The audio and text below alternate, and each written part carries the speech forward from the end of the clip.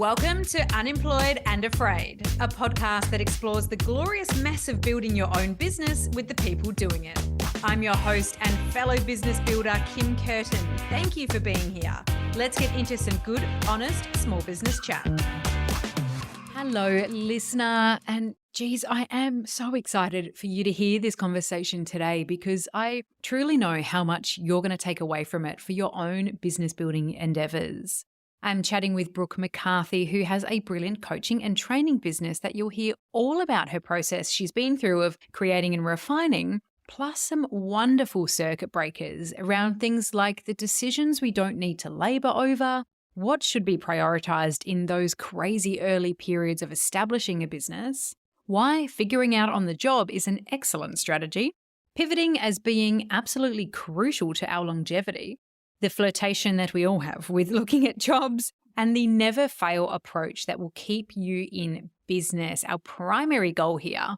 And if you've listened to the episode about the vulnerability of information overload we experience in the process of building our businesses, you really will resonate with so much of what we chat about here.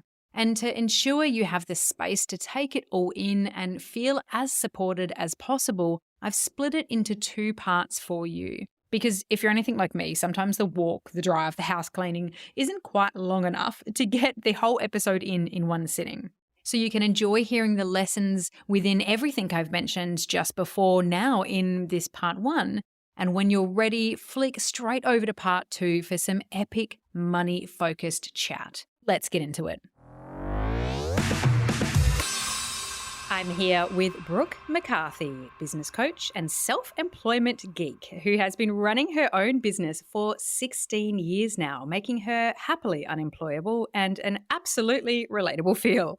Through her business, Hustle and Heart, a training college, community and worldwide movement of like-minded awesome folk who want more from their business, she supports individuals, organizations and values-based business owners to say something worth listening to and do something worth talking about. She's been featured in the Australian, Sydney Morning Herald and has spoken on stacks of stages and within her own wonderful podcast, Meaningful Work, Remarkable Life. A communications professional through and through, business coach, speaker, trainer and facilitator, Brook believes that the future of business is for profit and purpose, love and money with hustle and heart. Brook, I am excited to hear the story of building yourself totally unemployable. Welcome to Unemployed and Afraid. Thank you. I'm so impressed by myself. That it was such a lot of accolades.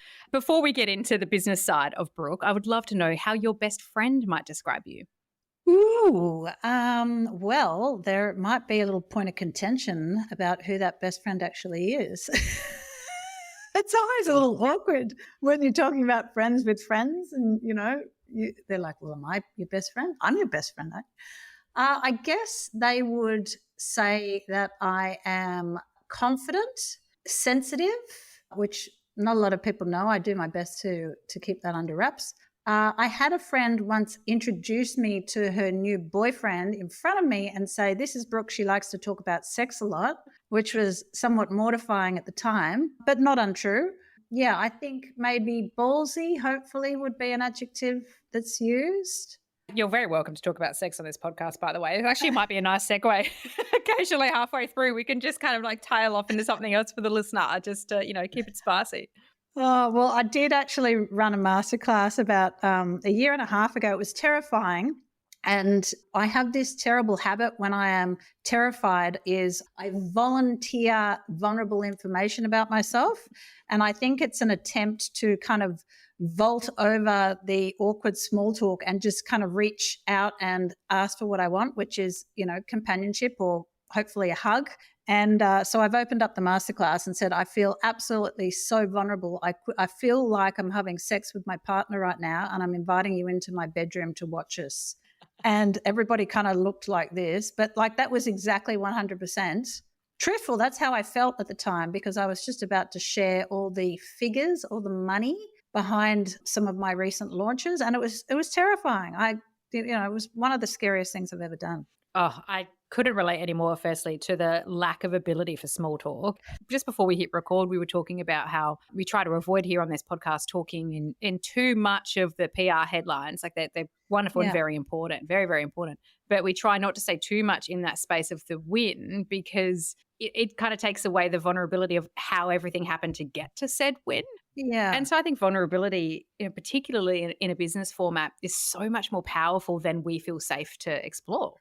Yeah, and I get that a lot. I get other owners, my clients, say that to me all the time. Pretty much every week I hear one version of the same story, which is that marketing on the internet feels incredibly vulnerable, that putting your face on video especially, but even just, posting words on the internet feels vulnerable. And, how much information is too much information. I used to teach social media marketing courses, public courses around Australia. And the number one question I'd get asked, regardless of where I was or who was in the room, was how do I hide my social media channels from my friends and family? Which, if you think about the fact that social media marketing is supposed to be about reach and visibility, and you're basically saying, I want to be hidden from the very people who should be my number one fans, I know that this is a big issue for a lot of people, and particularly women in business. Oh, I couldn't relate anymore. I've often thought about it. I thought about it with a couple of pages being like, could I just block like everyone I used to know and just allow myself to be free and explore feeling like a little bit of a dickhead occasionally?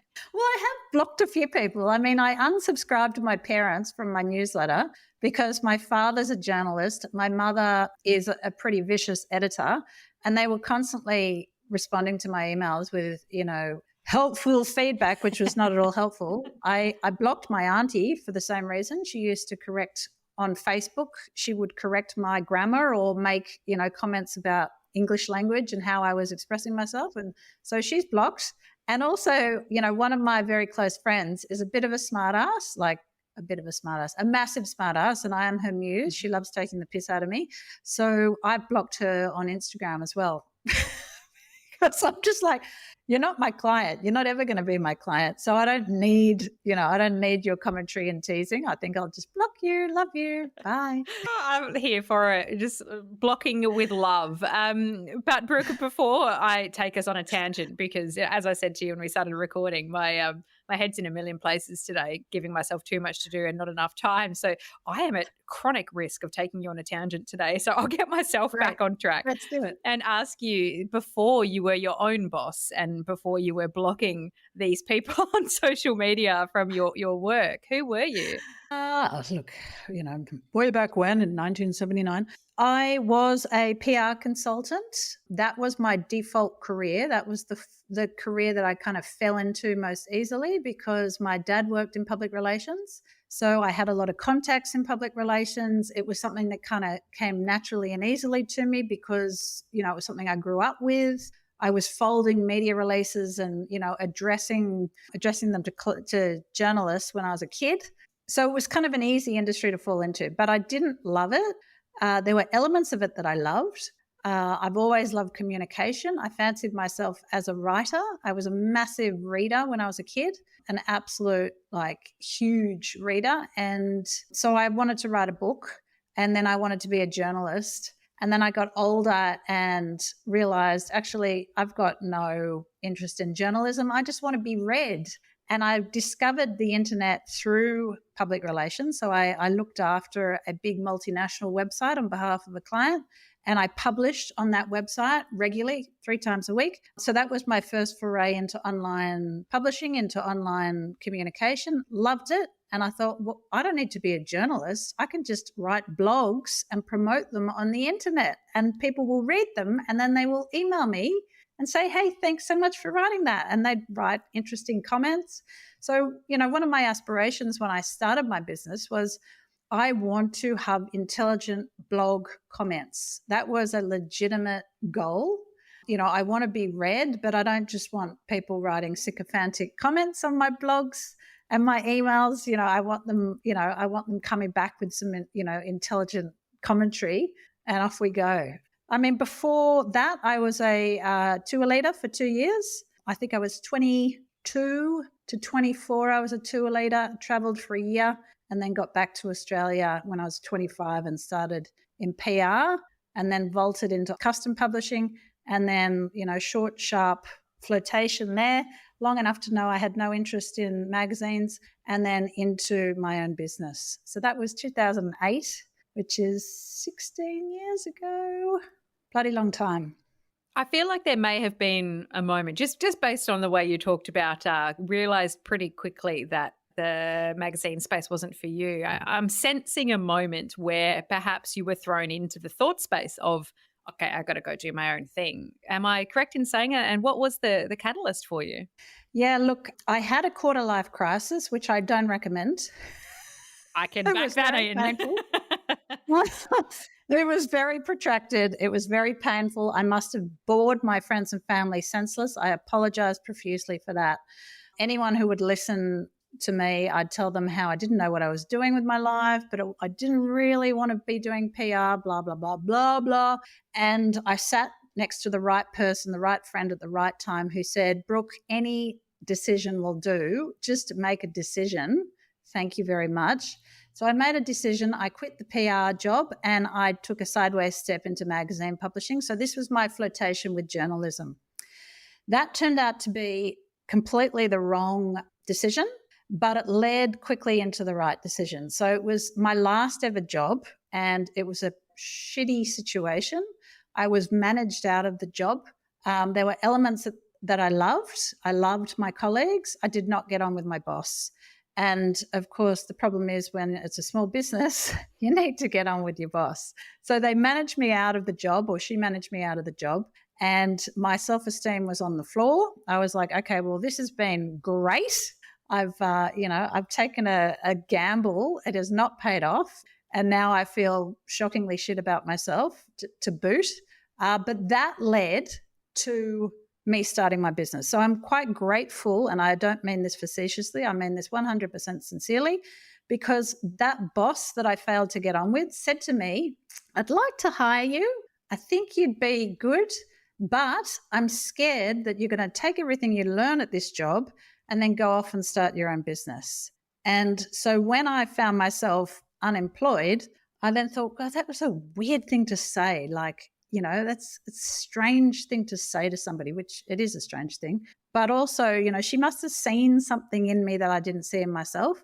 I was only 28 at the time, and I thought I was way too young to start my own business. I didn't really know, I didn't have a fully formed idea. I just knew that I probably wasn't going to be an office worker for the rest of my life. I probably wanted freedom and flexibility. I most definitely wanted to keep traveling. I didn't want an ordinary life. But as to starting my own business at 28, that was not on the cards. But I did. I started my business in the space of a week. My partner is quite financially conservative. So I kind of said to him I thought out loud and said, I'm thinking about starting my own business. I said that on the Monday. I waited for him to object. He didn't object. And by Friday, I'd registered the ABN and, I'd as good as started. I know that feeling when you've got an energy for something and you don't really know what it's going to be. And you're like, if I just do something here, it's going to lead to something else. And, I think that's often a feeling that we take for granted in that stage of the journey and almost push to the side if there's not, something there within us that's propping us up, that fear of it's okay to just start something, anything, even if it's not perfect, to get going. Totally. And it's also okay to make the wrong decision. I think I see so many business owners laboring over decisions, and it's like, this is not a decision worth laboring over. This is a pedestrian decision. This is a what should I eat for breakfast kind of decision. Make the decision, move on to the next thing. Because even if you make the wrong decision, it's not life and death. Making the decision to leave PR to move into online publishing was fantastic because it made me see, okay, that's one less option. I do not want to be a journalist. I do not want to work in print media. I do actually like working on the internet. I've done that for 2.5 years in PR, and it turns out I actually love that. Great. Now I have more clarity, having made the wrong decision, as to, one step closer to the right decision. What were some of your fears at that stage, though? What was kicking around in your mind?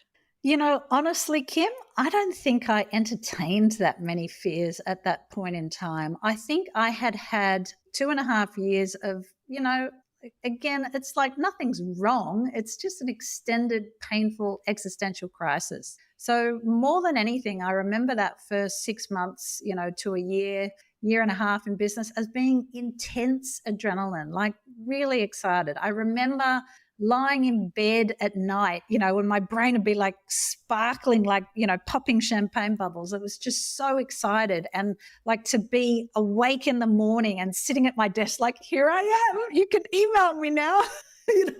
Any email that would come into my inbox, I'd like jump on it. I loved every second of it. I didn't really have any fears. And I think that I had naive optimism working in my favor. And I think that's a great thing to have, because I think that sometimes the opposite, I'm not saying there's no value in the opposite, but sometimes when we do overthink things and we do overplan things and we have that conscientious, anxious energy, sometimes we can dwell too much into why we shouldn't or couldn't or wouldn't do something. And, and that I think is sometimes a waste of energy.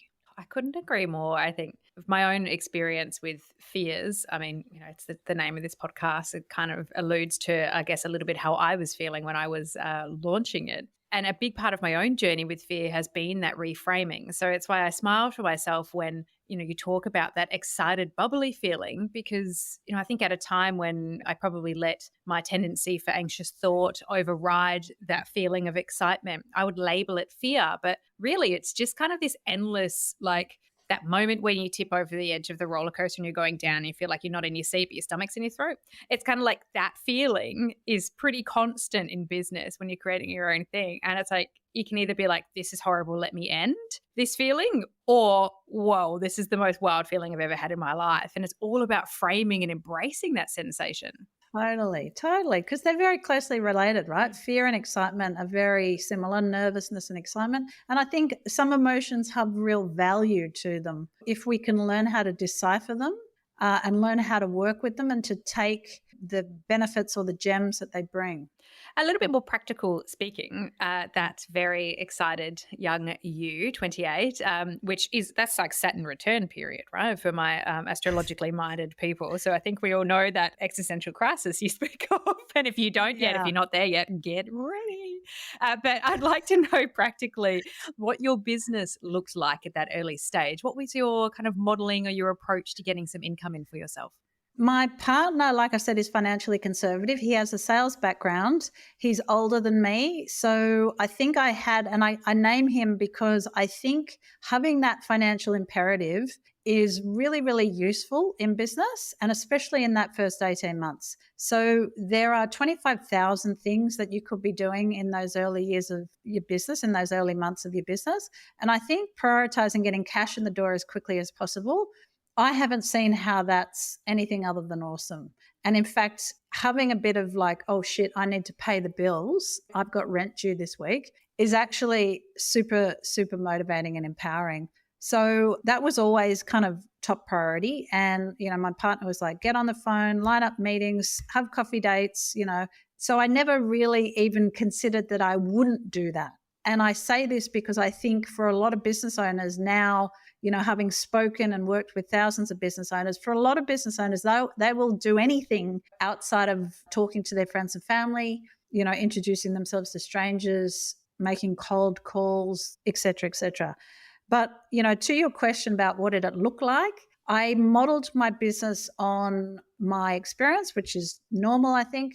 I'd come from the PR industry. So in the PR industry, in PR agencies, you have a small number of clients and you service them month in, month out, hopefully for many more years to come. So that's how I set my business up. I didn't even think about my business model. That was just what I kind of mimicked, I guess. And I called myself a digital marketer because I thought that writers didn't make any money. Now, I was definitely wrong on that. Writers absolutely make money, and you can absolutely make excellent money calling yourself a writer and only doing writing.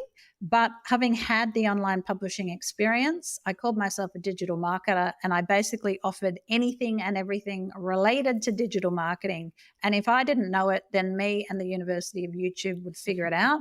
So it was not uncommon for me to be on the phone with somebody and they'd say, hey, do you think you could make us a splash page? And I'd be saying, yeah, sure. And I'd be Googling, what is a splash page? That was really common. And I think, again, that a lot of people go and they seek out skills, and they don't just seek out skills that are necessary. They seek out nice to have skills. And I think that in marketing is often used against us when we're new. So, we hear these marketing messages like, you've got to know about this and you've got to know about that. And you'd be an idiot if you didn't understand email funnels. And in that way, we're being manipulated for what we don't know. And the fact, the clear and obvious fact is that you cannot know everything. It's an impossible thing. And you don't need to try. It would be counterproductive. So I spent a lot of time in those first few years, those early years, doing a lot of self-study, figuring it out on the job, learning, implementing, and, servicing maybe 5-6 clients at a time and keeping those clients, for several years, looking after anything they needed doing. I'd publish articles, which weren't called blogs back then, email newsletters, which were called email newsletters, setting up innumerable Facebook pages, Facebook groups, Twitter, YouTube, like whatever needed doing that related to the internet, I would do it. Yes, you're exactly right. Now, all of a sudden, we can't go into the internet without realizing that we don't have an automated funnel for said emails. And now we have to do a course on it. And, we don't have this knowledge. And business owners in general are so vulnerable to that, what we don't know. So I love your approach to it's okay to not know. Don't get yourself tripped up on that and then hyper fixate on it. Just keep learning as you go. We can't, we're in the age of information, right? So it's like trying to drink from a fire hydrant. And I catch myself all the time. I did it earlier today. I was about to enter my details for a webinar. It was a YouTube ad. I'd been on YouTube. I'd watched the ad. I'd clicked on the ad and I'm about to enter my details. And I'm like, do I have any intention of using this information in the next 6 months? Is this a priority for me? No, it's not a priority. It looks interesting. It looks, potentially fascinating. But is it a top priority for me in the next 6 months? Not even remotely. So I clicked away from the page. Good on you. The number of webinars unwatched in my emails right now, the number of things I have saved within Instagram or TikTok or YouTube to come back to and delve deep, the number of courses I've signed up for, newsletters with weekly tips and, pushing off to webinar. I can't even. And you just described that perfectly, that fire hydrant of potential and how overwhelming that is. But it almost comes back to your feeling that you talked about earlier about that immense glittery excitement or, that falling over the roller coaster. Is that it's that combination of, I think I need to know this is really important. And also, can I just know everything now? Because this is wild, this ride. It is, yeah. And look, there are lots of things to know. Don't get me wrong, it was a very steep learning curve. And there's always more to know. There's always an evolution, especially online and especially in online business models, where the rate of change is ridiculous. But being a kind of a curious person, I'm constantly having to pull myself back because otherwise I would just be getting absolutely nothing done. And I know, and you've probably had this experience, I'd be curious to hear your thoughts. When I'm feeling vulnerable, which is typically when I'm launching something, this is when I'm most vulnerable to other people's marketing. This is when I'm buying other people's courses at 2 a.m. that I 100% don't need. And I've done this more than once where I'm looking at somebody else's content and I'm like, I know this already. I have literally let my insecurities purchase this training. There is nothing here that I don't already know. And I'm teaching this very topic and my insecurity led me to purchase it to just make doubly sure that, there wasn't something big that I was missing. I've absolutely had that very same experience. I think you equate it to launching something and, I less so launching a specific something for an offering, but just generally for, a specific area of focus, it's been my sort of trigger. So, branded podcasting is an area that I've got deep knowledge and understanding in, yet just being out there and talking about having deep knowledge in it, I'm like, well, shit, do I? do I actually have all the knowledge? Like, because someone's just released a seminar or a conference, an online conference where they're talking about this very topic. So I better just go and check and make sure that I know what I'm talking about before I put my fully formed ideas out there. So it's just like, as opposed to a launch, it's just like an ongoing dull buzz underneath my expertise. I'm like, I don't know it. I don't know it, do I? But of course we do. Of course we do. So tell me, how has your business modeling now changed over the years? 16 years since, sitting at that desk doing that digital marketing and the YouTubing and the learning. Yeah. How has it changed now? What does it look like?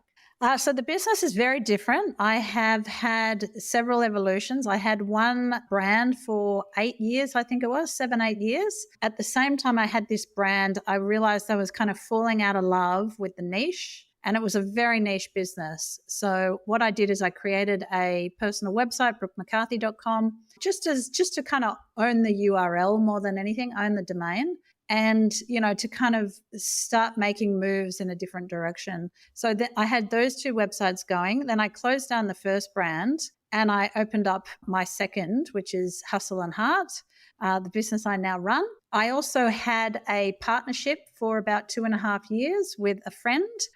We were friends first and we were colleagues second, and it was a really fun time, but we had way more fun talking about meditation, yoga, cults and gurus than we did actually, making business happen. So, we closed that down. But yeah, for the last 11, 12 years, I transitioned about 11, 12 years ago into training, coaching, speaking, facilitation, because it was really kind of clear and obvious to me that social media was democratizing everything, that the digital tools that I was using were continuing to get cheaper and better and faster and easier, that, user manuals were a thing of the past. Nobody wants to sign up for a software and then spend 2 hours watching a video tutorial.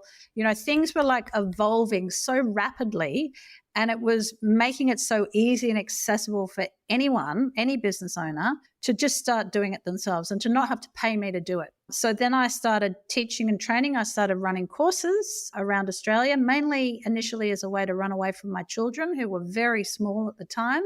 My partner is self-employed. We had 2 babies under 2. It was chaos all the time, no fun at all. And that was a period where the wheels fell off. And I'm like, you know what? This ain't working. This is broken. This used to work. It's not working anymore. I'm going to have to change things up. So, that didn't happen in the space of days. Like, that was a process for sure.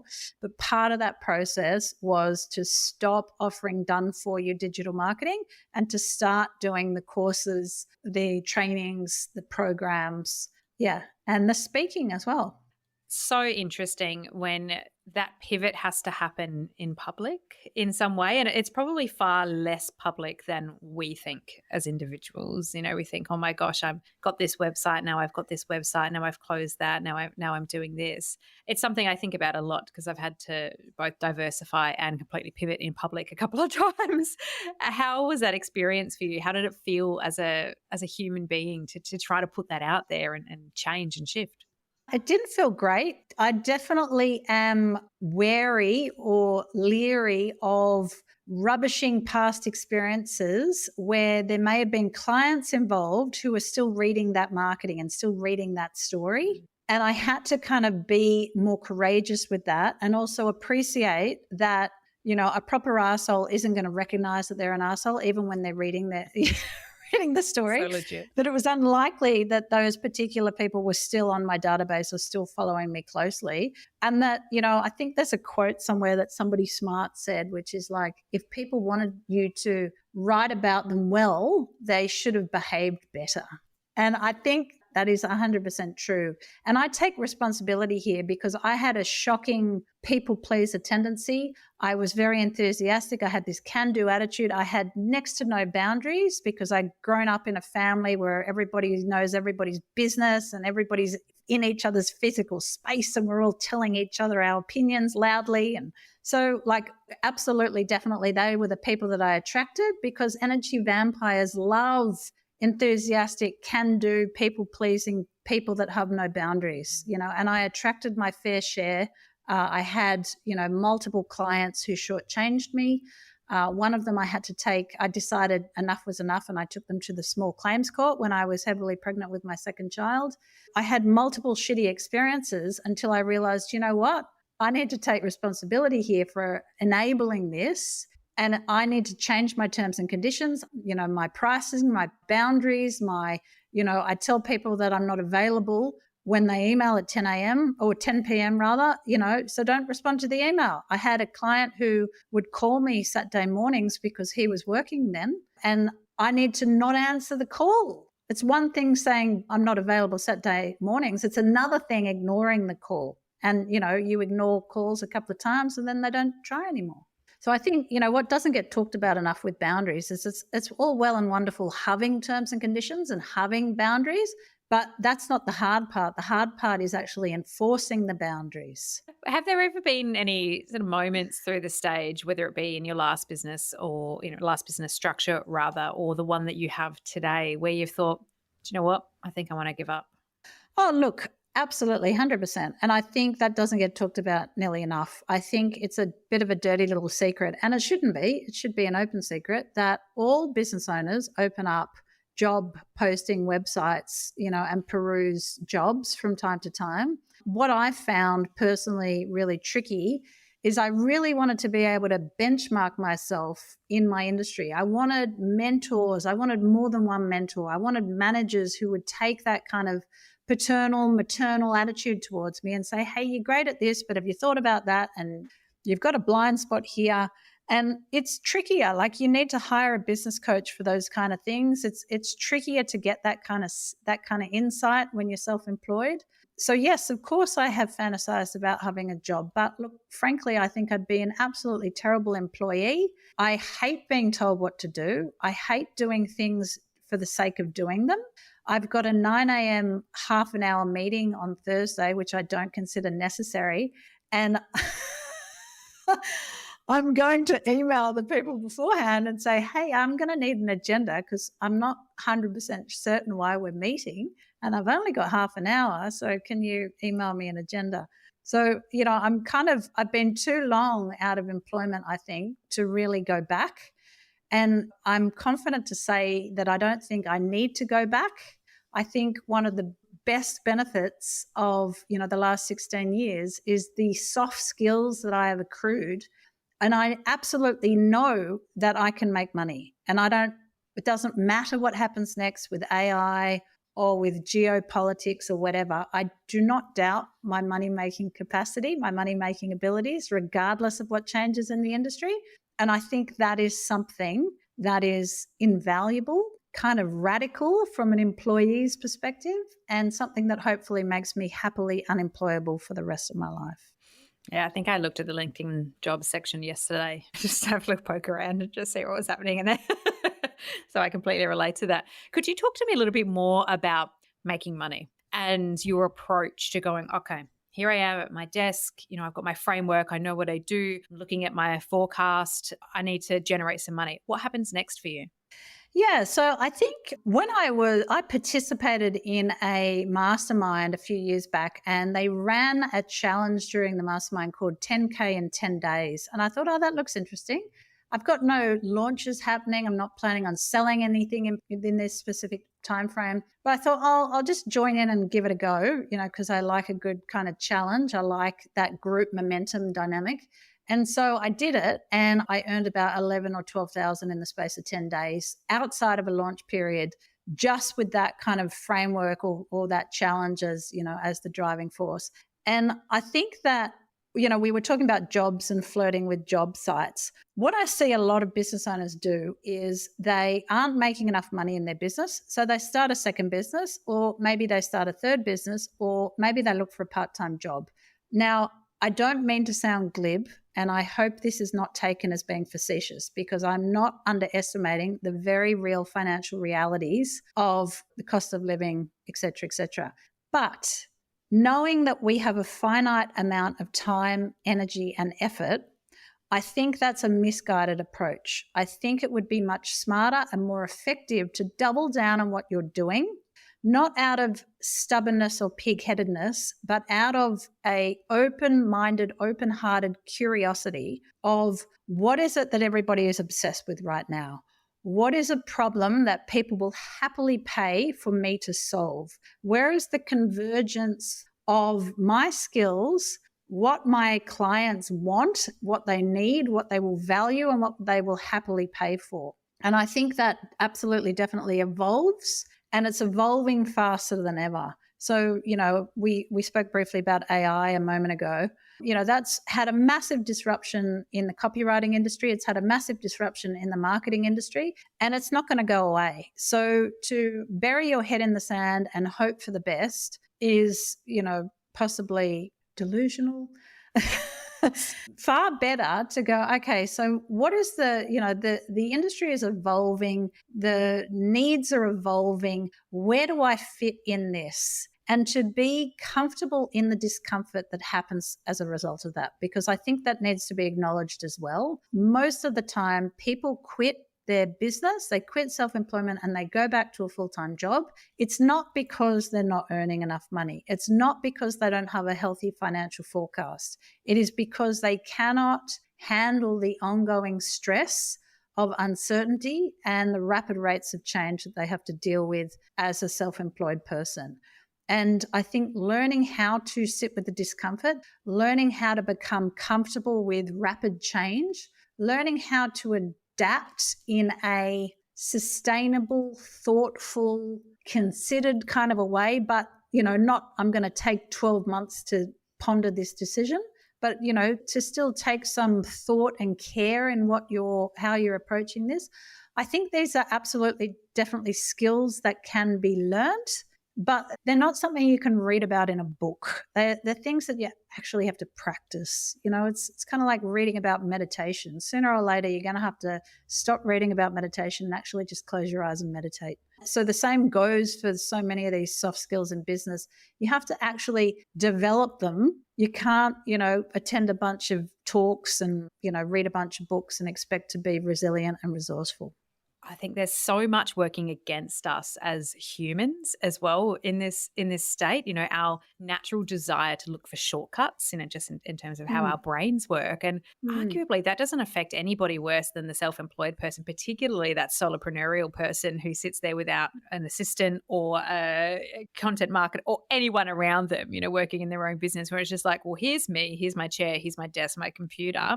In order to get from here to money coming in, my brain has to work and I have to take action. And that feels really painful. I'm doing things with my hands to be like genuinely some days, I know I feel it. Some days I'm like, this hurts. My brain actually, physically, I swear it's why I will reach for my phone. I've had to take Instagram off my phone, the app, so I can't see it, to put 1 or 2 steps in between, because I'll be like, please just let me be stupid for a minute. Yeah. Just let me scroll, or can I just go watch Dubai Bling for 1 episode, because I need to rest my brain for a moment to get from here to there. And it's when you kind of recognize that, to be like, yes, this is hard. This thing that we're doing is hard. And stop looking for that answer outside of self, as you just described. Let me start something new. Let me, this will be the solution, which sometimes is easier, isn't it? Because you're distracted. You're distracted with what's my brand going to be? What's my Instagram handle going to be? Let me just go on with that. When it's sitting in discomfort and letting your brain cycle through and go, okay, step 1, step 2, let me just keep moving. Yeah, 100%. And I think the resourcefulness and the resilience that goes alongside that, I really learnt this when I was young, and I'm the eldest of 4 kids. I had a typical 80s upbringing where it's free range parenting. You're kind of you're on your own. My parents didn't really believe in pocket money, so I'm not trying to pretend I was poor. I wasn't poor by a long stretch, but I did have to make my own money because I always liked money, and more specifically, I liked the freedom that it gave me. I liked the choices that it gave me. I wanted to buy lollies, and my mother wasn't buying lollies. She was a big health food person. So, I was inspired by the Babysitters Club. I started my own business when I was 11, with the kids that lived down the street from me. And then when I was tour leading, that was a really pivotal time as well, because everything that could go wrong would go wrong. Your manager was in a different country.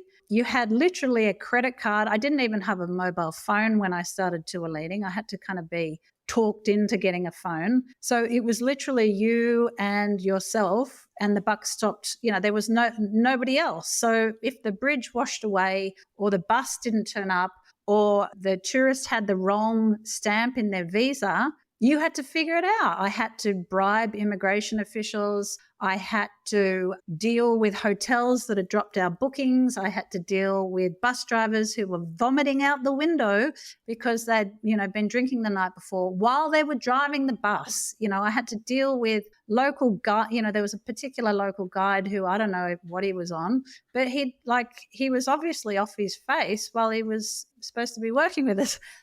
Everything would go wrong. And that's just the supply side. I haven't even started on the passengers yet. So I kind of learned that actually it's okay. I have the ability to figure it out. That, I might not know the correct answer, but life is not an exam, a high school exam.